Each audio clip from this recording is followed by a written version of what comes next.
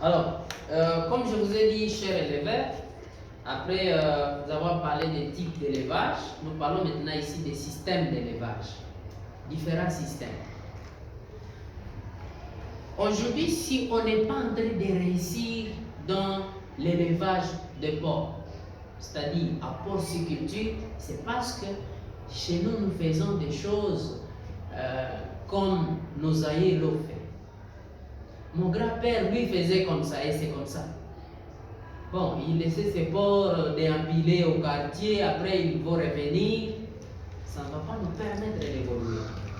Même avec plein de moyens, nous pouvons améliorer notre manière de travailler. Même avec peu de moyens. On n'a pas besoin d'avoir des millions de dollars pour améliorer notre système. Même à la maison, vous pouvez faire un bon système d'élevage. Et pour maintenant bien savoir, je vais parler du premier système, c'est le système traditionnel. C'est ce que nous faisons. Ça, nous avons vu.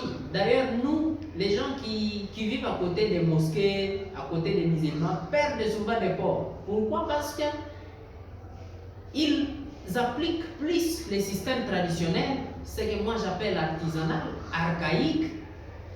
Ici, les animaux, soit les porcs, se promènent dans la nature pour aller chercher la nourriture. Et demain, ou disons les soirs, ils vont revenir. Ou bien vous-même, vous allez chercher ça. Il y en a même d'autres qui vont aller accrocher leurs porcs dans des concessions. Les soirs, ils vont aller chercher les porcs. Il y a des bandits qui peuvent voler vos porcs. En dehors des bandits, vous pouvez contracter des maladies lorsque vos porcs se promènent. Donc, si les gens sont encore dans ces systèmes, c'est-à-dire c'est encore traditionnel et ça ne peut pas produire. Les systèmes ici traditionnels, on n'a pas même un vétérinaire qui peut venir superviser vos sujets, votre bétail. C'est un mauvais système. D'ailleurs, dans les systèmes, donc à porciculture, nous disons que c'est l'agent de transmission des maladies. Donc ces systèmes ici. Vous laissez vos porcs aller chercher la nourriture, demain, disons les soirs, ils vont revenir. Eh bien, vous avez opté pour les maladies. Vous avez déjà opté pour les maladies. Alors, il y a les systèmes. Le deuxième système, c'est les systèmes semi-intensifs. Les systèmes semi-intensifs, ça se passe comment? Ici, les porcs sont élevés dans les enclos, les enclos que nous pouvons fabriquer d'une façon, je peux dire, archaïque. Il n'y a pas beaucoup de moyens, juste vous voulez protéger vos porcs. La nourriture est composée de déchets, ok? Donc par exemple chez toi à la maison, vous avez eu des épluches de patates douces, vous allez donner à vos porcs.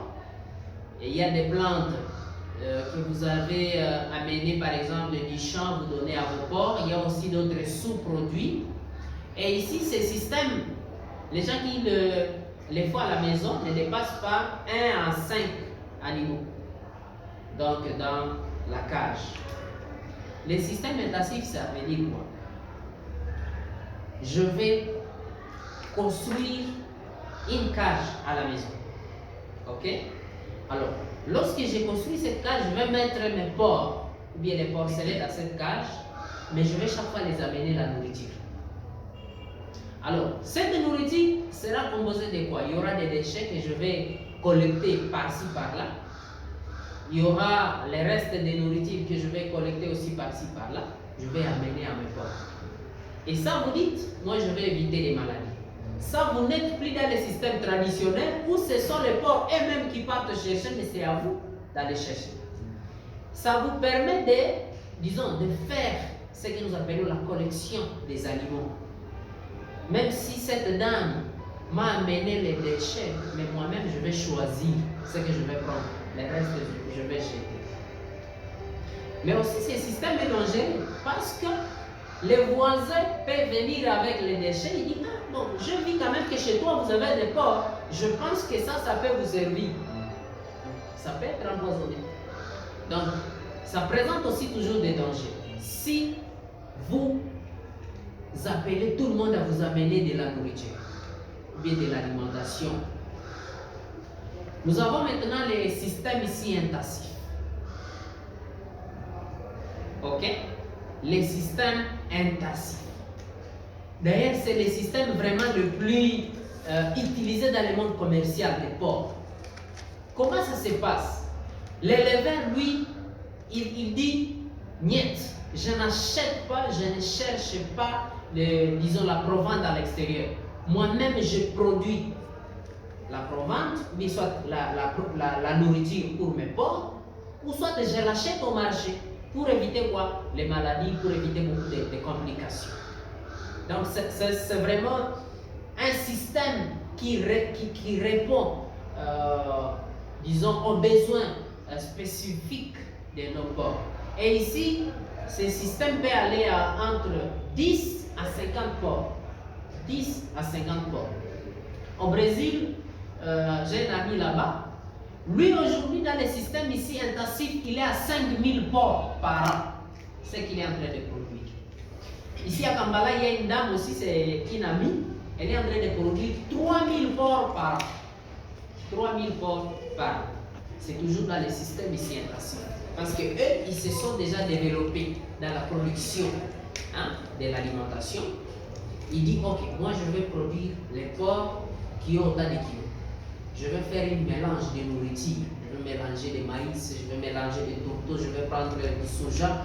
Comme ça, après 6 mois, je m'attends à 150 kilos, autant de kilos. Donc, ce sont des gens qui se sont vraiment appropriés ces systèmes. Alors, il y a maintenant les systèmes intégrés. C'est le 4e système. Les systèmes intégrés. Les systèmes intégrés, c'est quoi? Ici, vous combinez des élevages. Vous prenez la porciculture, vous prenez aussi la pisciculture. C'est-à-dire quoi? Vous voyez, ça c'est un état où il y a des poissons. Alors, donc disons, au-dessus de votre état, vous construisez une cage où maintenant ça va abriter vos porcs. Il y aura des images que vous allez voir. Nous allons même les poster dans des groupes WhatsApp où vous y êtes. Donc nous allons les poster là-bas, vous allez voir comment ça se passe l'élevage intégré. Donc il y a un état piscicole. Maintenant, à haut là-bas, vous construisez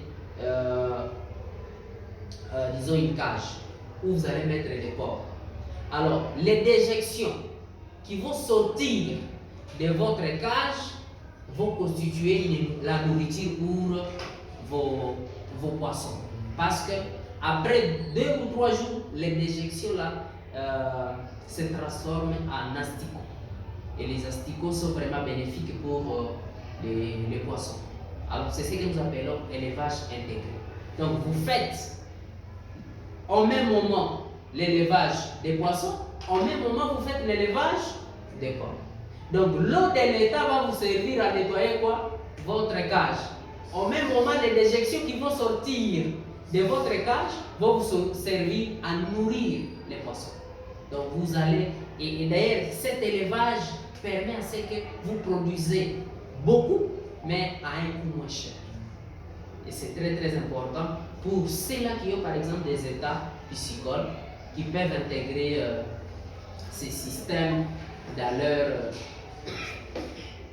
activité d'élevage. Et ça, c'est vraiment capital.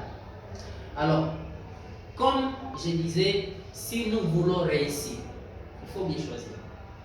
Il faut bien choisir. Parce qu'il y a des éleveurs, il peut dire, oh, chers amis, moi, chez moi, par exemple, j'ai au moins mes porcs, mais je ne réussis pas. Je suis en train de suivre les différents systèmes. J'ai même une bonne alimentation. J'ai beaucoup de tourteaux chez moi. Là, il n'y a pas de problème, en tout cas pour moi. Même, j'ai l'adresse à peine, donc ne vous en faites pas. Chez moi, je suis à côté de là où on produit, par exemple, de l'arabe, donc je peux facilement récupérer les déchets de maïs. Mais, après 6 mois, votre porc ne va pas grandir. Après 6 mois, vous avez 60 kilos. Chez l'autre, Après 6 mois, il a 100 kilos, 150 kilos. Pourquoi? C'est parce qu'il a une meilleure race. Alors, quelles sont les races que moi je veux vous conseiller aujourd'hui? Quelles sont les races que moi je veux vous conseiller que aujourd'hui nous allons évoquer dans cette formation? Les principales races porcines. Donc, si vous voyez des pays où les gens sont en train de réussir dans la porciculture, c'est parce qu'ils ont compris que il faut avoir une bonne race. Nous allons commencer par les races améliorées. Les races améliorées, nous allons commencer par là. Parmi les races améliorées, nous avons les large white. Les large white. Large white, c'est parmi les races améliorées. En anglais, on parle de Yorkshire. Yorkshire.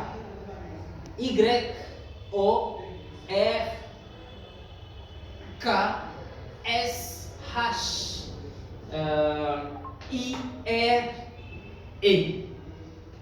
Les large white. Ce sont des porcs blancs. Et ici, leur origine, c'est en Angleterre, où ces large white, ils tirent leur origine. Quand vous le voyez très bien, ce sont des porcs robustes. Les oreilles sont vraiment dressées. Et ici, les large white sont vraiment adaptés à notre climat. Donc si vous arrivez à tomber à une large white, comprenez que vous avez réussi. C'est parmi les races rentables en porciculture. Donc les large white. Pourquoi? Parce que même, ils ont une bonne qualité maternelle. À la naissance, ils donnent entre 10 à 13%, les large white. 10 à 13% à la naissance. À l'âge adulte, donc si vous arrivez vraiment à suivre les conseils que nous allons vous donner dans l'alimentation, chers éleveurs, vous avez 100 à 250 kg. Donc 100 à 250, 150 à 250 kg à l'âge adulte, les large white peuvent vous donner ces résultats. Mais ici, ça va passer par les conseils que nous allons vous donner lorsque nous allons parler de l'alimentation, chers éleveurs. Alors, ça c'est les large white. Deuxième race que nous allons vous conseiller, chers éleveurs que vous êtes en train de nous suivre, il y a la Landrace. Landrace. L-A-N-D-R-A-C-E.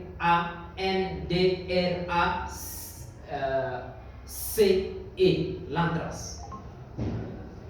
La Landrace aussi, c'est une race d'origine maintenant du Danemark, ou bien d'origine danoise. Ici, son corps vraiment est allongé, aux oreilles pendantes, des grands formants. Ils ont aussi une bonne qualité maternelle.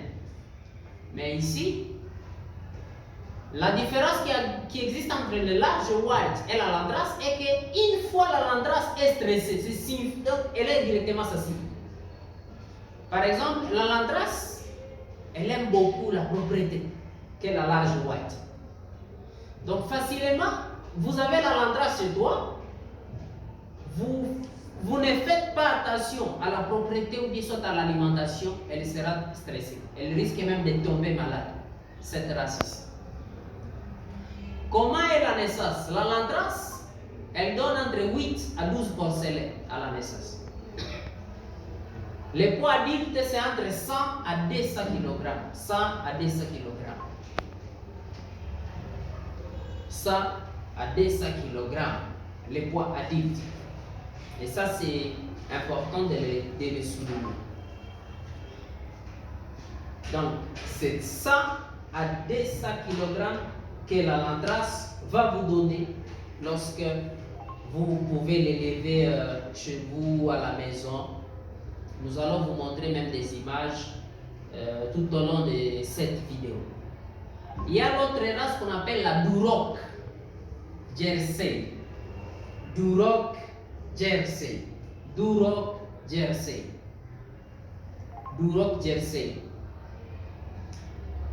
En fait, l'origine de cette race, c'est en Amérique. C'est une race vraiment qui est très prolifique. Prolifique parce que déjà à la naissance, ça vous donne entre 10 à 12 porcelets. Mais souvent, ces petits mères à l'âge, donc disons à la naissance, ces petits mères.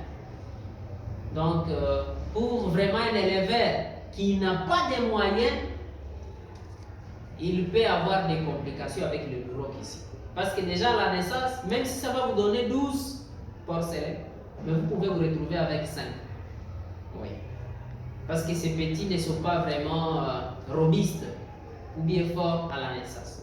Mais le Duroc ici, si vous l'engraissez aussi, ça va vous donner plus de poids. Parce qu'à l'âge adulte, ça arrive entre 250 à 350 kg. Le Duroc ici, Jersey. Et ici, lorsque je vous ai parlé de l'élevage engraisseur, c'est maintenant la race que les gens préfèrent lorsqu'il faut l'élevage engraisseur. Moi, je vais engraisser, il va facilement faire recours à cette race ici, le Duroc Jersey, pour permettre à ce qu'il puisse avoir plus de poids, plus de viande. Les verras, même la truie, tous, ils ont le même poids. Ils peuvent aller en 200 à 350 kg. 200 à 350 kg à l'âge adulte. Nous prenons l'autre race, c'est le Berkshire. D'autres parlent de Berkshire. Berkshire. C'est un porc noir. Sa couleur c'est noir, mais son origine c'est en Angleterre.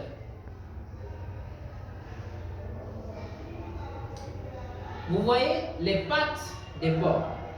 Aux extrémités de ces pattes, il y a 6 points qui vont se remarquer sur ces pattes. Vous allez voir ça dans une vidéo que nous allons même vous poster. Il y a 6 points blancs qui se remarquent sur les pattes, les extrémités des pattes de ces Berkshire.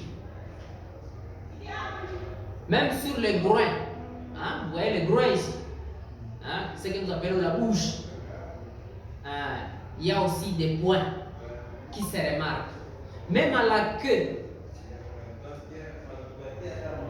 Mais ici, les porcs ici, les Berkshire, ont des petites oreilles. Ont des petites oreilles bien dressées. Mais ça n'évolue pas. Hein? C'est-à-dire, si vous gardez cette race, vous n'aurez pas beaucoup de petits. Parce qu'à la naissance, la truie donne entre 7 à 9. 7 à 9. 7 à 9. Et le poids, il donne quand même un poids. Parce que un verra ou bien une truie adulte peut aller à 150 à 250. 150 à 250 kg que vous pouvez avoir à travers cette race. Ce que nous appelons les Berkshire éleveurs. Bon, il y a l'autre race qu'on appelle les Amphir. H-A-M-P-H-I-R-E. C'est une race aussi vraiment qui a une faible qualité. Elle peut vous donner entre 8 et 7, donc 7 à 8 porcelets.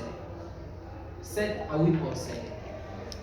Le poids à l'âge adulte, c'est à 100 à 150 kg. 100 à 150 kg.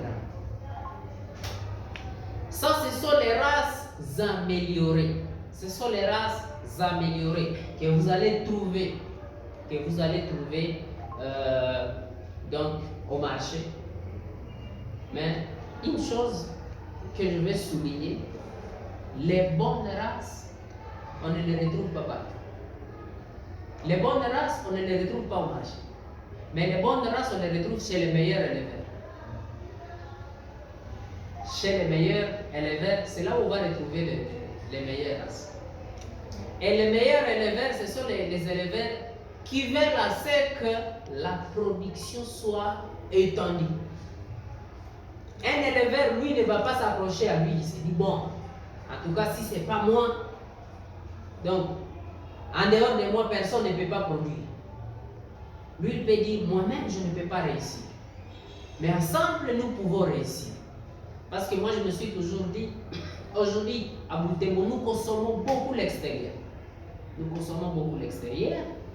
Si, par exemple, dans chaque parcelle à Butembo, on prend seulement 100 000 habitants et avec ces 100 000, on donne à chaque famille 2 porcelaines. Butembo ne va plus consommer la viande de porc qui vient de l'étranger. Mais malheureusement, on n'a pas réfléchi à ça. Voilà pourquoi nous avons toujours du mal à produire. Mais aussi, c'est parce que nous n'avons pas de bonnes races. Vous allez prendre une race chez quelqu'un bon, parce que tu as vu que non. Bon, ces porcelaines sont en train de bien dasser. Tu prends ça et demain ou après-demain, tu auras des complications. Donc, il faut vraiment faire attention lorsque vous faites le choix de la race. Allez chez les meilleurs éleveurs. Et ici, quand je vais vous balancer même des photos, on ne va plus vous tromper. Quelqu'un qui vous montre une race, vous dites, monsieur, ça c'est une race locale. En tout cas, ce n'est pas une race hybride que moi je suis en train de chercher parce que j'ai un objectif. Donc, lorsque vous faites l'élevage, il faut vous fixer un objectif. Vous dites, déjà dans 6 mois, je vais atteindre c'est autant de kilogrammes, ou soit déjà dans 6 mois, je vais avoir des porcelaines. Alors, choisissez une meilleure race qui va vous donner des porcelaines ou soit des kilogrammes. Parlons des races locales. Ici, il n'y a pas de nom par rapport aux races locales. Ce sont des races que nous avons ici chez nous. Hein. Donc, il n'y a pas eu d'amélioration. C'est juste des races que vous voyez ici chez nous. Les gens même,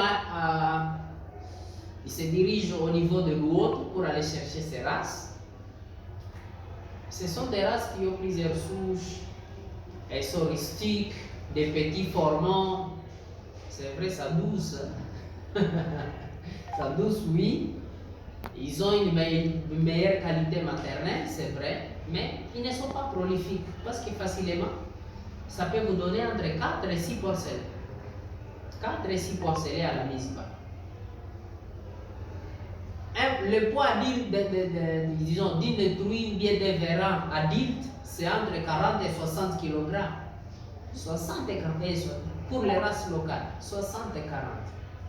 Donc, quelqu'un qui fait l'élevage des races améliorées, lui, il vous dépasse. Oui. C'est vrai, on peut faire aussi des races locales parce qu'il y en a ceux-là des clients. Si on veut satisfaire tout le monde, on peut faire aussi des races locales, mais tout en sachant que même si je les nourris comment, j'aurai 40 à 60. C'est comme le poulet local. Vous les nourrissez comment, ça ne peut pas dépasser 1,5 kg. Ça ne peut pas. Même avoir 1 kg, c'est tout un casse-tête. Donc tout est problème. Bon, parlons des races hybrides. Ce ne sont plus des races améliorées, mais ce sont des races hybrides. Ici, on les appelle encore des races croisées entre races. Ok? Donc, vous prenez par exemple une race améliorée, vous les croisez avec une autre race. Nous prenons la Lantras, nous la croisons avec la large white. Alors, les porcelains qui vont sortir de ces 2 races-là, on les appelle des races hybrides ou bien des races croisées. Donc c'est comme ça. Les porcelains qui vont sortir de ces 2 races-là, on les appelle des races croisées ou bien des races hybrides. Ou soit, les gens qui prennent la race locale, vous voyez la race locale, alors on va la croiser avec une race améliorée. On prend par exemple les Duroc avec disons avec un porc local. Maintenant, les porcelains qui vont sortir de ces croisements-là, dès la naissance, on les appelle des hybrides ou soit des races croisées. Alors, pour ces races croisées, qu'est-ce qui se passe? Ici, chez nous, qu'on ne vous trompe pas, 80% des races que les gens sont en train de produire ici à Butembo, des races que les gens sont en train de produire du côté de Lubero, des races que les gens sont en train de produire même du côté de Beni, 80% ce sont des races hybrides, des races croisées. C'est-à-dire, ce sont des races qui sont venues des croisements d'autres races. Pourquoi? Parce qu'ils ne veulent pas être en contact avec des gens qui ont maintenant des races améliorées propres. Des races améliorées propres. Voilà pourquoi un éleveur peut vous proposer une race quelconque, mais demain, vous n'allez pas produire la même, disons, le même porc que lui. Vous avez pris chez lui un petit, tout en sachant que ça c'est vraiment une bonne race. Mais vous n'avez pas été au courant où il a tiré exactement le verra. Parce qu'il peut amener, disons, les mâles, les verras quelque part, on ne sait pas aussi si c'est quelle race. Lui aussi, il a une truie, soit une femelle, on ne sait pas si aussi c'est quelle race. Alors lorsqu'il fait les croisements, donc la CI va se passer, mais au finish, les résultats maintenant, c'est ce qui va montrer exactement si c'est quelle race. À la fin, vous dites, ah bon, quand même, la mère, elle est costaud, hein, je peux prendre les petits. Mais quand vous allez donner à la nourriture, 6 mois, 7 mois, ça ne produit pas, ça reste là. Peut-être il y a une race, disons, il y a une race que vous avez. Donc, disons, l'éleveur là avait croisé avec une race soit locale ou soit une race qui n'est pas prolifique. Parce que ça va avec les poids, mais aussi, ça va aussi avec les poids du verra, donc la bonne qualité du verra, mais aussi la bonne qualité de la mère et la truie. Et ça, c'est très très important. Voilà pourquoi certains mêmes éleveurs, certains éleveurs qui achètent des porcelaines, il faut tout pour savoir c'est quel verra qui avait fait la reproduction, bien la CI avec la truie. Parce que ça va permettre de savoir que non, les porcelaines que moi je vais prendre ici, ce sont des meilleures qualités. Pour ne pas tomber dans le piège de gauche, comme on l'a toujours dit à notre langue locale. Alors, pour les races ici hybrides, ça, à l'âge adulte, ça vous donne entre 200 et 300 kg si vous avez respecté l'alimentation. Et ici, ça n'est pas maintenant du croisement que vous avez réalisé.